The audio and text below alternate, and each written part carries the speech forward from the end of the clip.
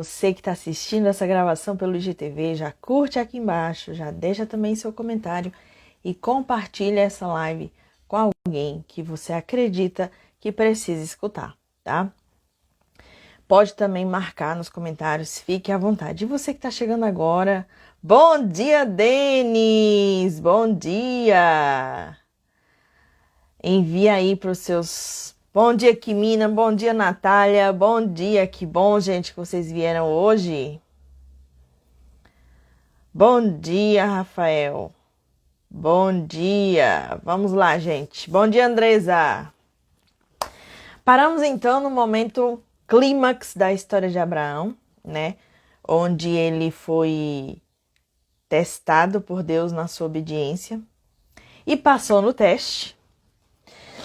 E vamos continuar. Hoje a gente vai chegar na metade de Gênesis. Lembrando, né, Suene, por que você está batendo tanto na tecla de Gênesis? Porque Gênesis é um livro de começos, é um livro de padrão, é um livro de leis.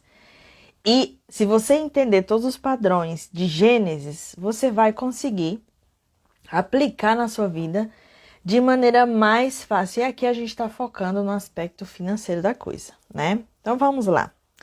Seguindo aqui no final do capítulo 22, que foi quando Abraão foi testado, né, por Deus, ele ficou sabendo que o seu irmão Naor teve filhos e eles também tiveram filhos, ou seja, ele ficou sabendo que ele tinha parentes, né? Vida que segue, no capítulo 23, Sara morre. Sara viveu 127 anos. Tá? Sara viveu 127 anos.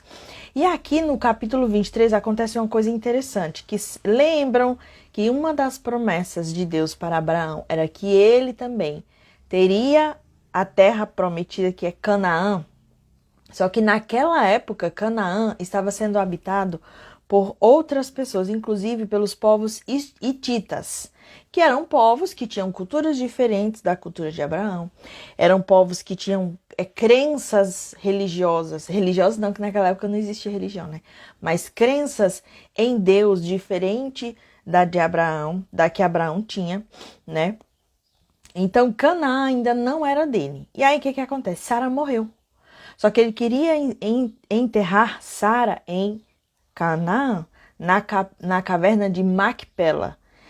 E aí ele foi falar com os hititas e disse: olha, eu preciso de um pedaço de terra, eu preciso que vocês deixem que eu enterre a minha esposa aqui. E Abraão, nessa altura do campeonato, aos seus 127 anos, ele já era alguém, né, era um patriarca, extremamente respeitado pelas pessoas ao seu redor, pelo que as pessoas ouviam falar do que Deus havia feito com ele, da aliança que Deus havia feito com ele e de que tudo que Abraão fazia, Deus o abençoava. Então foi muito fácil para Abraão, né, receber essa facilidade quando ele realizou o pedido de enterrar a sua esposa Sara. Não só isso, mas Abraão conseguiu comprar um pedaço de terra, da terra de Canaã, onde ele conseguiu enterrar Sara. Em um dos momentos que Deus... O que tem aqui de padrão de detalhe, né? Em um dos momentos que Deus vem e fala com Abraão, Deus fala que Abraão não iria usufruir da terra prometida, mas os descendentes dele sim. Só que quando Sara morre, é a primeira vez que Abraão tem ali, ó, um pedaço de papel onde não é declara, mas esse pedaço de papel, ele confia a Abraão um pedaço de terra. Ou seja, é tipo o documento, não sei como que chama esse negócio, mas o documento registrado ali em cartório de que Abraão é dono daquele pedaço de terra onde a sua esposa foi enterrada, na caverna de Macpela. Abraão é dono de um pedaço da terra a qual Deus prometeu que entregaria aos seus descendentes. Isso mostra, gente, que antes de Deus cumprir com a promessa, não é declaração, gente. Ô, Andresa, você que tá aqui na live, me ajuda aí. Como é que chama o nome de um documento que confia a pessoa o cargo de que ela é dona daquele terreno, daquele pedaço de terra. Mas enfim, vocês entenderam, né? E isso mostra, gente, que Deus, antes de cumprir a promessa, ele vai dando a escritura aqui, ó. Gente, tá vendo? Por isso que a gente tem... Por isso que é importante a gente ter gente importante aqui na live, ó. Andresa aí, dona de cartório, escritura. A escritura. Abraão, pela primeira vez, tinha uma escritura, né? Do pedaço de terra que ele comprou para enterrar Sara. Que era o quê? Era um pedaço de terra da terra prometida. Era um pedaço de terra da terra prometida. Isso quer dizer o quê? Se Deus te prometeu uma torta, um pudim, ele vai te permitir primeiro provar de uma fatia, para depois você ter o pudim. Tá? Não sei porque que veio pudim na minha cabeça, mas enfim. Se Deus te prometeu uma pizza, você vai ter uma fatia dessa pizza antes de comer a pizza toda. Tá? E aí, o que eu quero que você entenda aqui nesse padrão? Muitas pessoas, né? Muitas pessoas, por exemplo, elas querem ficar milionárias, querem faturar R$1 milhão, né? Querem ter R$1 milhão na sua conta. Só que antes do 1 milhão vir, antes da pizza vir, vai vir a fatia. E você precisa agradecer por essa fatia, porque se você não agradece por essa fatia, você não tem a pizza toda. Quer 1 milhão, meu amor? Comece a agradecer por R$1 que chega no teu campo, por R$10, por 20, por 50, por 100, tá? Depois por 1.000. E como é que a gente se comporta? Ai, é só R$1.000? Não, eu quero 1 milhão. Só R$100? Não, eu quero 1 milhão. Agindo assim, com esse comportamento, você não vai receber nunca. Antes de Deus enviar a promessa toda, ele envia uma fatia para você degustar dessa fatia, tá? É esse o padrão que está aqui sendo estabelecido no momento da morte de Sara. Antes de Abraão, os seus descendentes terem Canaã por completo, ele teve acesso a uma parte, através da posse dessa escritura. Ele comprou aquele pedaço de terra.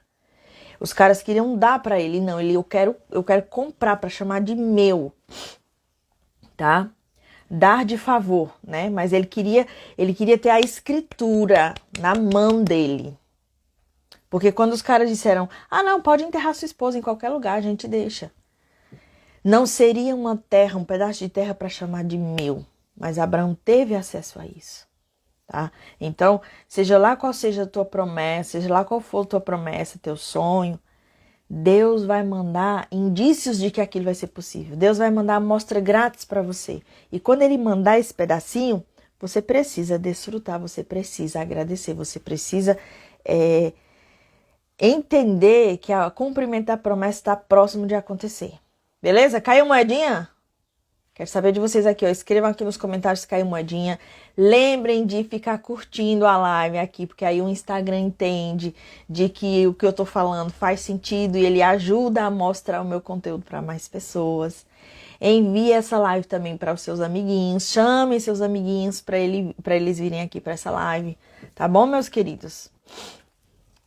Então vamos lá, capítulo 24. Abraão decide...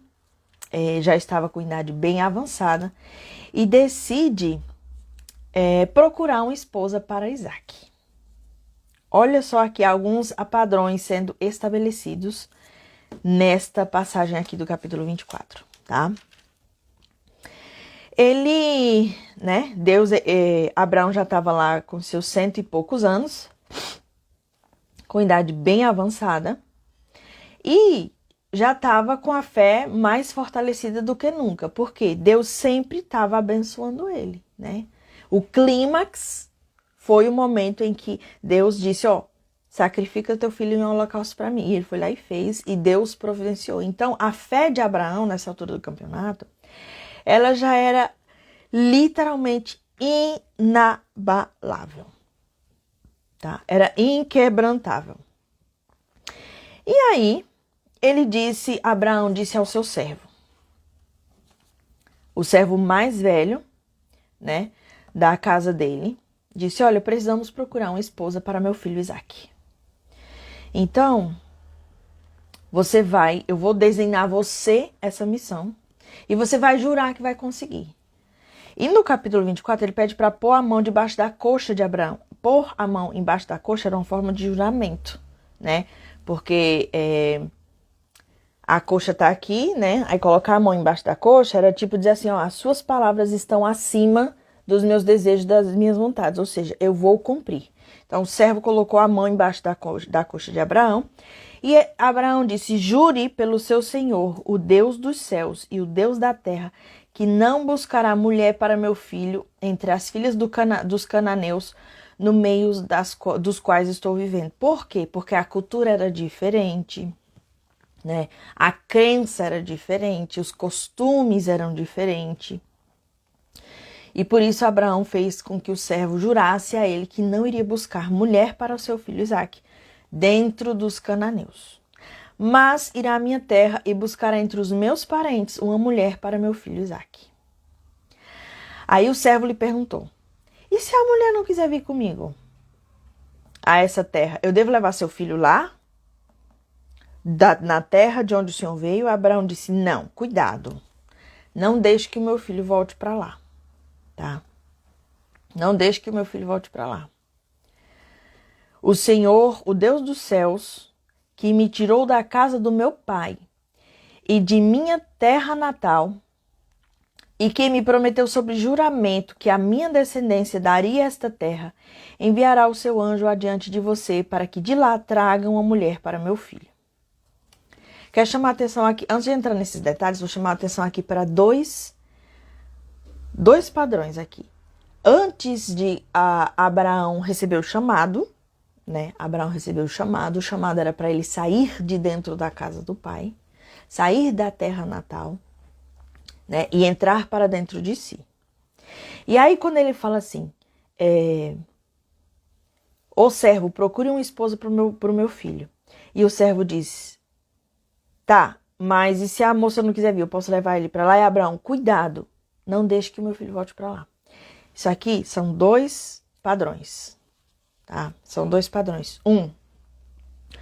Para que você cresça, você precisa sair da casa dos seus pais. Você precisa ir para novos horizontes, tá? Então, meu amor, você que está assistindo essa live, que ainda já é adulto, tem seu trabalho e ainda vive na casa de pai e mãinha, você não vai crescer, não. Você tem um limite de crescimento, tá? Você pode retornar esporadicamente para visitá-los, mas não mora lá. Por exemplo, agora eu estou na casa dos meus pais. Eu vim visitá-los, né? Vim ver minhas vozinhas, visitar os meus antepassados, né? E vim visitá-los. Mas eu tenho um momento de chegada e momento de saída. Só que você está dentro da casa dos seus pais, você não evolui, você não cresce, tem um limite. Você só pode crescer até o teto. Qual é o teto? São as leis que os seus pais colocaram dentro da sua casa. É isso o máximo que você pode crescer. Por que Abraão diz: cuidado, não deixe que o meu filho volte para lá? Porque a evolução que Abraão teve toda de fé, de riqueza, tá? De riqueza, foi depois que ele saiu da casa do pai, que ele viveu tudo que ele viveu, que ele foi testado por Deus, que ele foi educado por Deus na fé, e ele conseguiu chegar num nível de evolução tão grande, né? Que se Isaac voltasse para lá, seria regressão. Lembrando que quando a gente sai da casa dos nossos pais, a gente aprende coisas novas, a gente vai para novos horizontes. Mas não quer dizer que você está fazendo melhor que eles. Tem que tomar cuidado. Você só decidiu fazer diferente. Mas do ponto de vista de Abraão, né, ele sabe que se Isaac retornasse, ele iria acabar por ver, sentir e pensar como o próprio Abraão via, sentia e pensava lá atrás, quando ele ainda vivia na casa dos pais dele, na terra dele, junto com o povo dele. Vocês entenderam, meus queridos? Vocês entenderam? Para você crescer, você precisa sair da casa dos seus pais, depois de adulto, tá? Não existe esse negócio de adulto que mora com pai e mãe, não. Ai, mas tem que cuidar do meu pai e da minha mãe. Você é pai e mãe deles? Na Bíblia está escrito para você dar suporte aos pais na velhice e não se tornar pai e mãe deles. No momento que você decide se tornar pai e mãe dos seus pais, você deixa de viver a sua vida. Você não prospera, você não casa, você não tem saúde, você vai viver uma vida infeliz. Pode ir atrás. Pode ir atrás da história de pessoas que, eu tenho que cuidar dos meus pais. Aí vivem dentro da casa dos pais, né? Cuidando dos pais, sendo pai e mãe deles. Essas pessoas não têm vida. Não tem. Não prospera, não tem saúde e não casa. Tá? Verdades duras demais para 7 horas da manhã, né, meus amores? Mas a rainha quer que vocês prosperem, que vocês cresçam. Vocês estão aí comigo? Quem tá aí comigo, reage aqui nos comentários, reage aqui, ó, nas reações, envia para os seus amigos, envia para aquela pessoa que você conhece, que ainda está na casa dos pais e fala, minha filha, sai da casa dos pais. Quando Deus, antes de Deus fazer a reforma que ele fez em Abraão, ele disse para Abraão, saia da casa dos seus pais, saia da zona de conforto, saia da tua terra. Eu vou te entregar a terra prometida. Então, todos nós temos uma terra prometida, que nós chamamos de sonho, de desejo. Para viver a nossa terra prometida, a gente precisa sair da casa dos nossos pais, tá?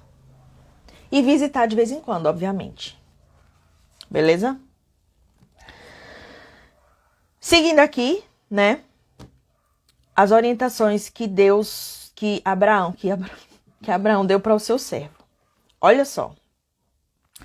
O Senhor Deus dos céus, que me tirou da casa do meu pai e da minha terra natal, e que me prometeu sob juramento que a minha descendência daria esta terra a Canaã, enviará o seu anjo adiante de você para que de lá traga uma mulher para meu filho.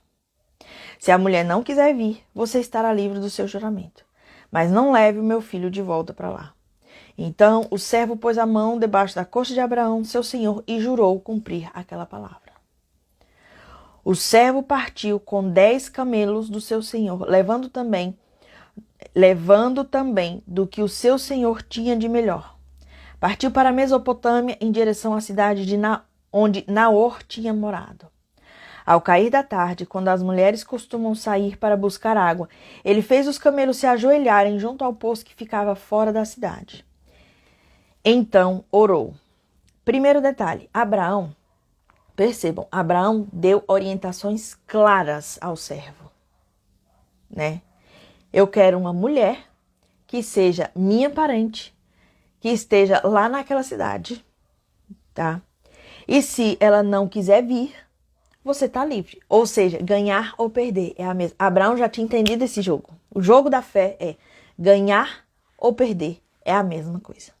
Sempre que você tiver o sentimento de ganhar ou perder ser a mesma coisa, você vai ter, tá? Você vai ter. Abraão disse, traga ela, jure aqui, ó, jure que você vai trazer. Mas e se ela não tiver? Você tá livre do juramento. Abraão não ameaçou, não disse que ia punir, não disse que ia castigar, não falou nada. Se ela não vier, você está livre do juramento. Mas ele disse, o anjo do Senhor vai na frente, vai trazer a mulher para você. Além de profetizar em palavras, ele acreditou que Deus atenderia o seu pedido. Mas ele soltou. O segredo de você manifestar qualquer coisa na sua vida é você soltar. O que é soltar? É você confiar. É você ter o sentimento de que se você tiver aquilo e não tiver aquilo, vai ser a mesma coisa. Ganhar ou perder, a mesma coisa, tá? E aí, Abraão soltou. Confiou em Deus. O mesmo Deus que prometeu a ele que iria dar tudo, o que já deu, né? O que já tinha dado e que ainda estava dando. E aí o servo chegou lá e o servo orou. Senhor, Deus do meu senhor Abraão, dá-me neste dia bom êxito e seja bondoso com o meu senhor. Como vês, estou aqui ao lado dessa fonte e as jovens do povo dessa cidade estão vindo para tirar água. Concede que a jovem a quem eu disser, por favor, incline o seu cântaro e dê-me de beber, e ela me responder, bebe. Também darei a água aos teus camelos. Será essa a que escolheste para o teu servo Isaque. Saberei assim que foste bondoso com o meu senhor. Isso o servo estava orando, tá? Olha o detalhe, antes que ele terminasse de orar, surgiu Rebeca, filha de Betuel, filho de Milca, mulher de Naor, irmão de Abraão, trazendo no ombro o seu cântaro. A jovem era muito bonita e virgem. Nenhum homem tivera relações com ela. Rebeca desceu à fonte, encheu seu cântaro e voltou. O servo apressou-se ao encontro dela e disse, por favor, dê-me um pouco de água do seu cântaro. Beba, meu senhor, disse ela, e tirou rapidamente dos ombros o cântaro e o serviu. Depois que lhe deu de beber, disse, tirarei água também para os seus camelos até saciá-los. Assim, ela esvaziou depressa seu cântaro no bebedouro e correu de volta ao poço para tirar mais água para todos os camelos. Sem dizer nada, o servo a observava atentamente para saber se o senhor tinha ou não coroado de êxito a sua missão. Quando os camelos acabaram de beber, o homem deu a uma jovem um pendente de ouro de 6 gramas e 2 pulseiras de ouro de 120 gramas e perguntou, de quem você é filha? Diga-me, por favor, se há lugar na casa de seu pai para eu e meus companheiros passarmos a noite? Ela respondeu, sou filha de Betuel, o filho que Milca deu a Naor. Respondeu ela. E acrescentou, temos bastante palha e forragem, e também temos lugar para vocês passarem a noite. Então o homem curvou-se em adoração ao Senhor, dizendo, bendito seja o Senhor, o Deus do meu senhor Abraão, que não retirou sua bondade e sua fidelidade do meu senhor. Quanto a mim, o Senhor me conduziu na jornada até a casa dos parentes do meu senhor. A jovem correu para casa e contou tudo à família de sua mãe. Olha os padrões que temos aqui nessa história, meus queridos. Primeiro que, a parte de Abraão eu já comentei com vocês. Abraão confiou ao servo e disse que o anjo iria na frente e traria a mulher até o servo. O servo simplesmente confiou e foi. Foi sem endereço, foi sem mapa, foi sem... Imagina hoje, no mundo de hoje, você dizer um seu superior dizer, vai na cidade tal, quando chegar lá você vai achar um esposo para o meu filho, né? Aí ele foi. Chegando lá, ele foi no ponto estratégico, tá? E aqui tem um grande detalhe. Deus faz, mas a gente tem que ter nossa parte. A gente precisa usar estratégias inteligentes. O servo, ele foi no lugar, no lugar exato, na hora exata, onde ele iria reunir o máximo de pessoas onde iria se reunir o máximo de pessoas, onde existiria grande possibilidade de estar ali a futura esposa de Isaac, né? Eu cresci ouvindo minha mãe dizer uma frase, faz por ti que eu te ajudarei. Não é porque Deus vai fazer na tua vida, vai manifestar e tudo mais que você vai ficar, Não, você tem que fazer a tua parte. Você tem que usar de estratégias, você tem que se movimentar, você tem que agir. O servo agiu, ele foi, só que ele foi num lugar bem estratégico, onde estaria muitas mulheres. E antes das mulheres chegarem, ele orou a Deus, tá? Ele orou a Deus. Só que ele orou de maneira específica. Olha o que ele disse. Deus do meu senhor Abraão. Né? Por favor, me dá neste dia êxito. Que é o quê? Ele cumprir a missão dele. Seja bondoso com o meu senhor. Porque ele estava fazendo uma missão para Abraão. Né? Como o senhor vê, eu estou aqui, do lado dessa fonte. As jovens do povo vão vir daqui a pouco tirar água, né? Então, por favor, me mostre quem é a pessoa, né? Faça com que eu vou pedir água, e faça com que ela me dê água, não só a mim, mas também aos meus camelos. Esse vai ser o sinal, Deus. Essa pessoa que vai me dizer isso, vai ser a pessoa que o Senhor escolheu para o teu servo Isaque. E é assim que eu vou saber que o Senhor foi bondoso com o meu Senhor. Olha a especificidade nas orações. Pessoal do Manifest Money, lembram do decreto? Lembram da carta? É isso aqui. Quando você ora, quando você pede uma coisa a Deus, você precisa ser bem específico, tá?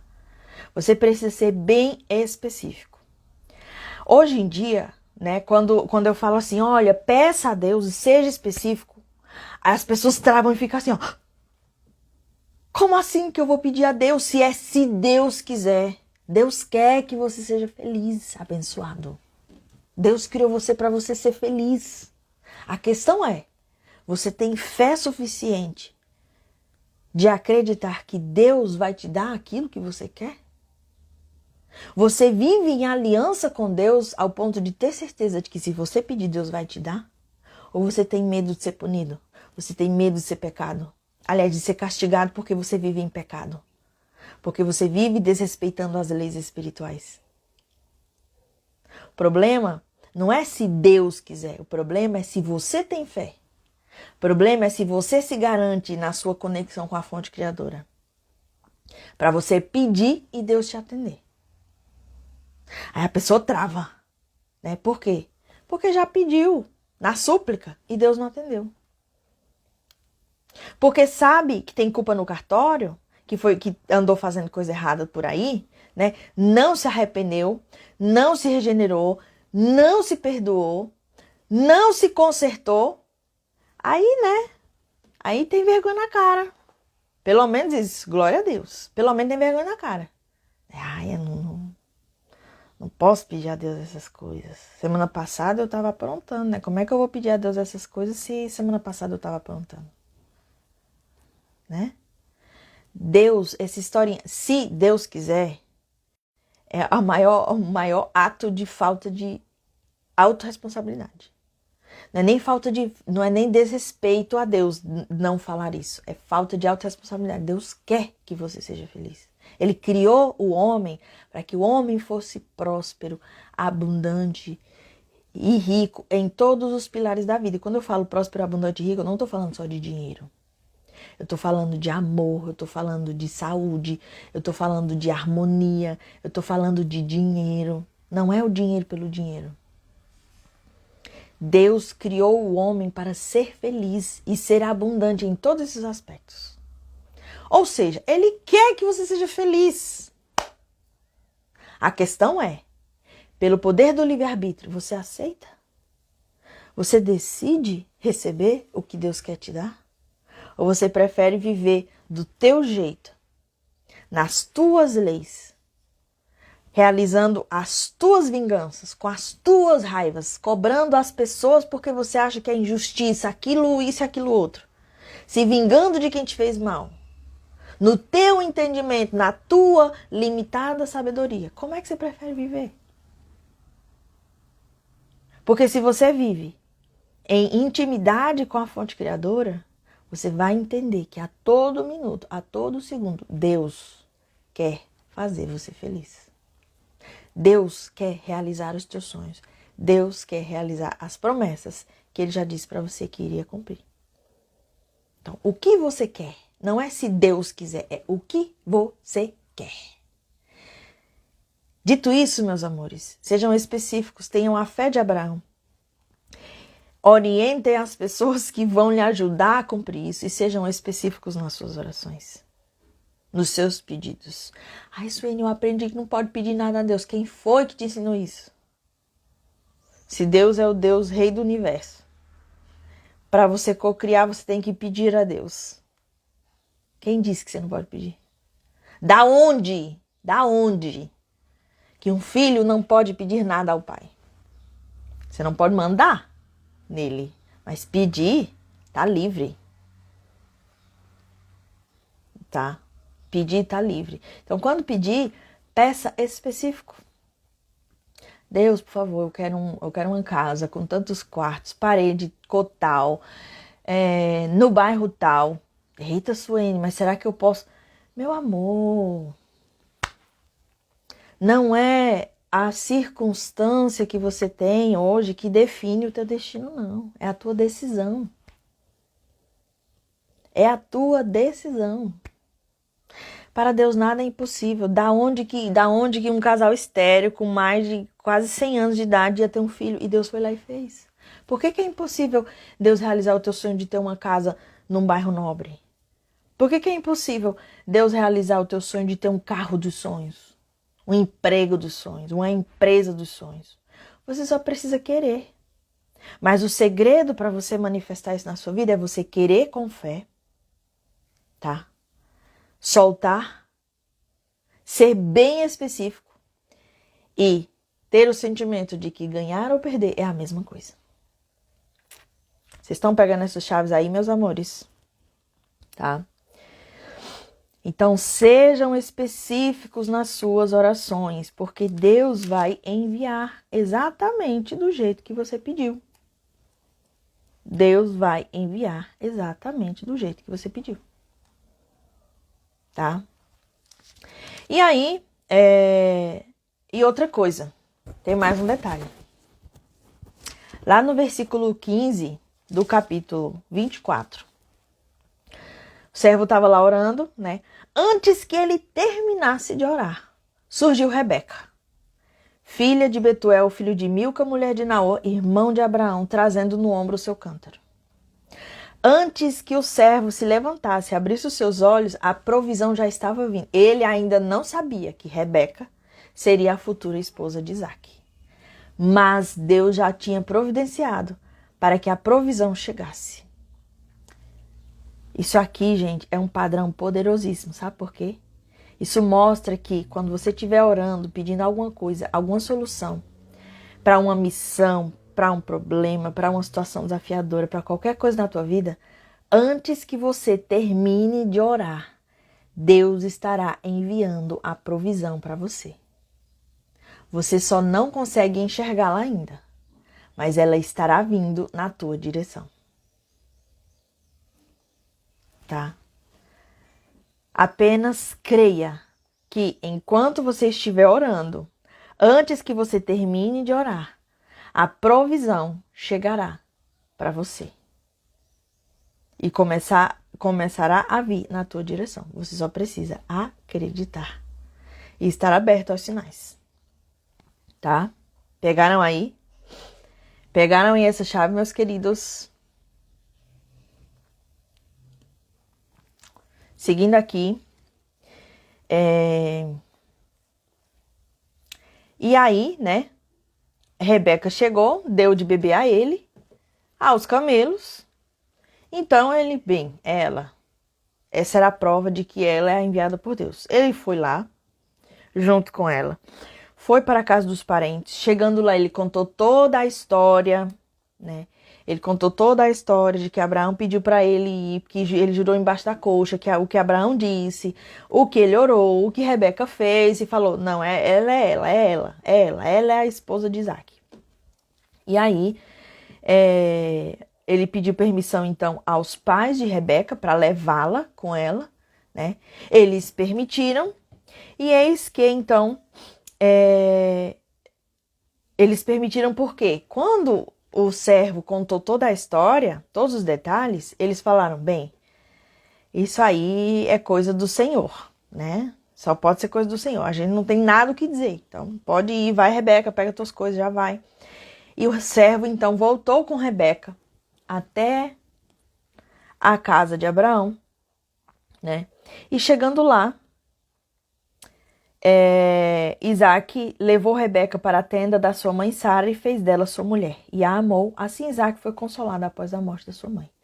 Assim que chegou, a Bíblia consta que assim que o servo já estava vindo com Rebeca, Isaac já viu, já entendeu e foi lá e já pegou Rebeca, já tornou ela sua esposa. Naquela época não existia cerimônias, assim, religiosas. Tinha comemoraçãozinha, né? Uma coisinha bem simbólica, um ritual simbólico na época. Mas ao tomar sexualmente, já tornava ela esposa de Isaac. No capítulo 25, Abraão morre, tá? Abraão morre, mostra que ele, depois que Sara morreu, ele se casou ainda e teve vários filhos. Mesmo Abraão morreu com 175 anos.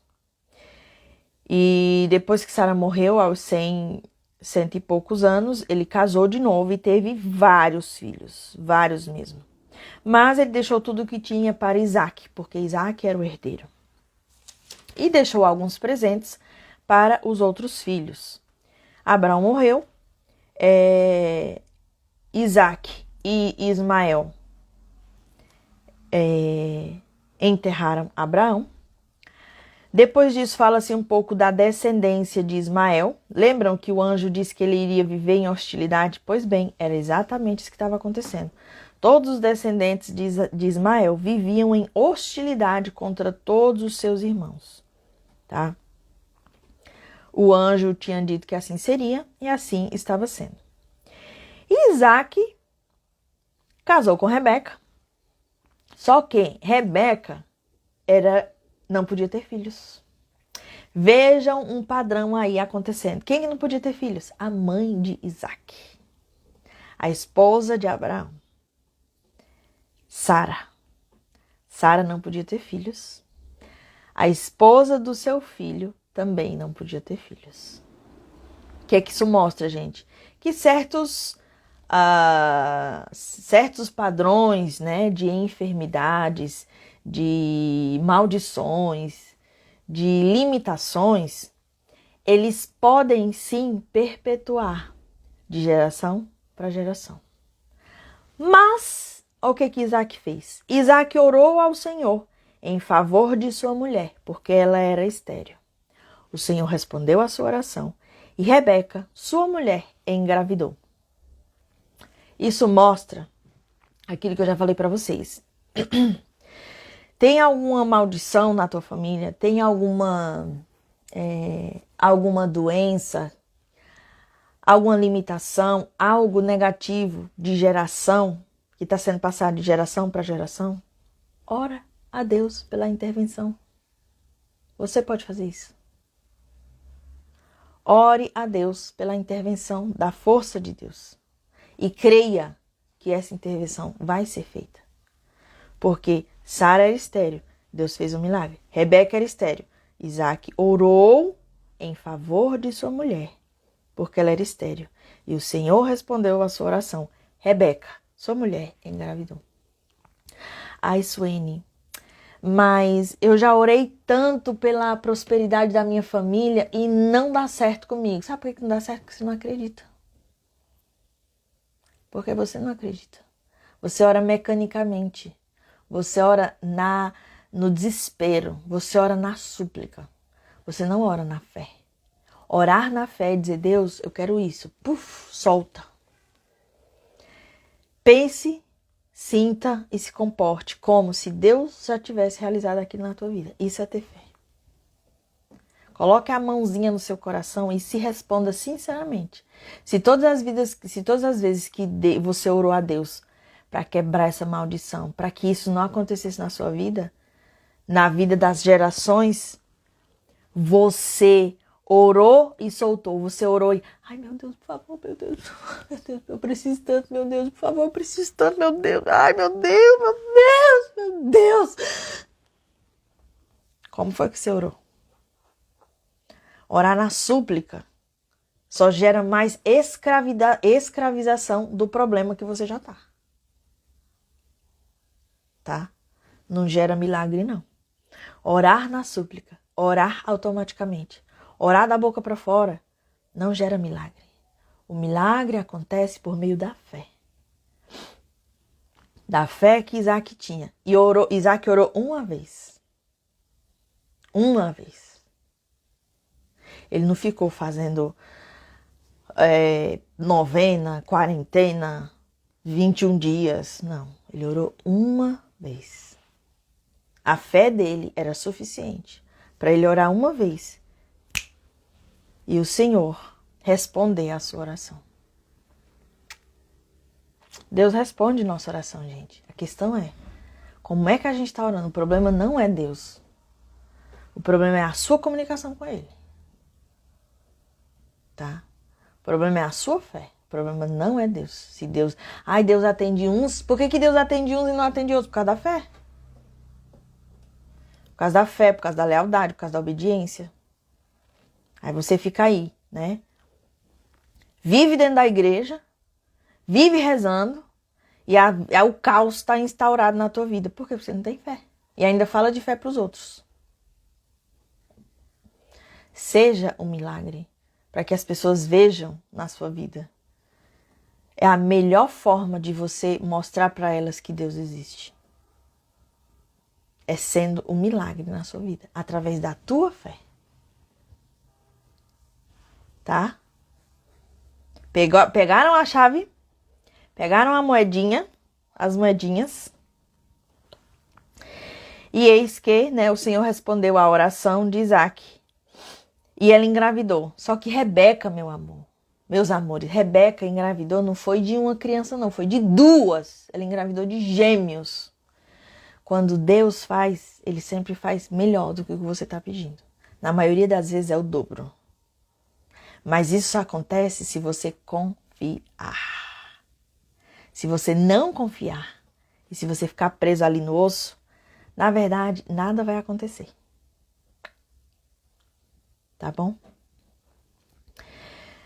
Ela engravidou de gêmeos, né? Os meninos ficavam se empurrando ali dentro dela, né? E aí ela disse, por que está me acontecendo isso? Foi perguntar a Deus. E Deus lhe respondeu, 2 nações estão em seu ventre, já desde as suas entranhas, 2 povos se separarão. Um deles será mais forte que o outro, mas o mais velho servirá ao mais novo. Ao chegar a época de dar à luz, confirmou-se que havia gêmeos em seu ventre. O primeiro a sair era ruivo, e todo seu corpo era como um manto de pelos, por isso deram-lhe o nome de Esaú. Esaú significa peludo, cabeludo. Depois saiu seu irmão, com a mão agarrada no calcanhar de Esaú, pelo que lhe deram o nome de Jacó. Tinha Isaque 60 anos de idade, quando Rebeca os deu à luz. Aqui a gente vê mais uma vez, né, o nome influenciando a vida da pessoa. Jacó significa, ele agarra o calcanhar e age traiçoeiramente. A gente vai ver que Jacó também não foi flor que se cheirasse. Mas lá na frente, Deus mudou o nome de Jacó, mudou a identidade e mudou a missão. Foi Jacó que deu origem às 12 tribos de Israel. Tá? Os meninos cresceram, Esaú tornou-se caçador habilidoso e vivia percorrendo os campos ao passo que Jacó cuidava do rebanho e vivia nas tendas. Isaque preferia Esaú, porque gostava de comer de suas caças. Rebeca preferia Jacó. Certa vez, quando Jacó preparava um ensopado, Esaú chegou faminto, voltando do campo, e pediu-lhe, dê-me um pouco desse ensopado vermelho aí. Estou faminto. Por isso também foi chamado Edom. Respondeu-lhe Jacó, venda-me primeiro o seu direito de filho mais velho. Disse Esaú, estou quase morrendo, de que me vale esse direito? Jacó, porém, insistiu, jure primeiro. Ele fez um juramento, vendendo o seu direito de filho mais velho a Jacó. Então Jacó serviu a Esaú pão com ensopado de lentilhas. Ele comeu e bebeu. Levantou-se e se foi. Assim, Esaú desprezou o seu direito de filho mais velho. O que acontece aqui nessa cena, né? Jacó estava fazendo uma sopa. Esaú chegou com fome. Me dê um pouquinho dessa sopa. E Jacó falou, não, só se você me der o seu direito de filho mais velho. Por quê? Antigamente, o filho mais velho, o primogênito, ele recebia porção dobrada da herança. Além de receber porção dobrada da herança, ele recebia uma bênção patriarcal mais poderosa do que todos os outros filhos. Tá? E aí, Jacó, o nome de Jacó não era aquele que age traiçoeiramente, aquele que agarra o calcanhar? Pois bem, Esaú chegou com fome, né? Jacó estava fazendo uma sopa. E Esaú disse, me dá um pouco dessa sopa, eu tô morrendo de fome. Né? Eu tô morrendo de fome. E aí Jacó disse, só se você me dá o seu direito de primogênito. Ele, não, pode pegar, pode pegar. Jure primeiro. E assim, pela fome, por não saber lidar com a fome, Esaú perdeu, por direito e livre e espontânea vontade, o acesso à promessa que ele tinha quando ele nasceu. Isso aqui, meus queridos, é um grande padrão, extremamente importante. O que é a fome? A fome, ela é um desejo secundário, tá? Um desejo secundário. Fome,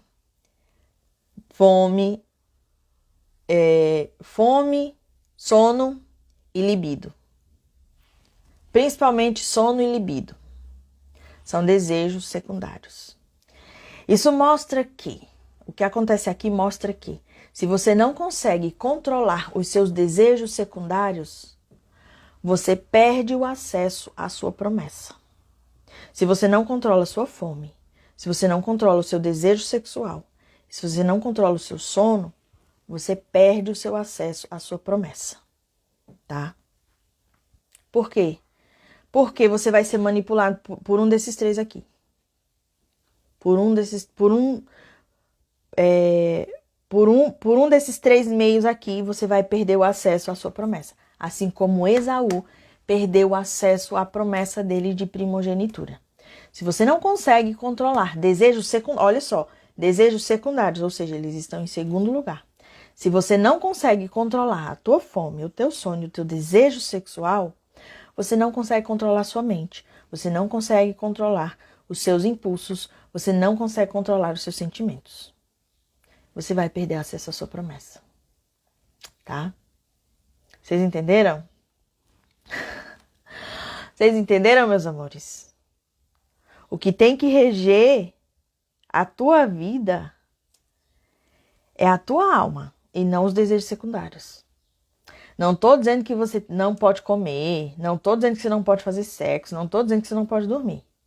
Mas você precisa controlar esses três. Porque se você não controla, você não consegue controlar a sua mente.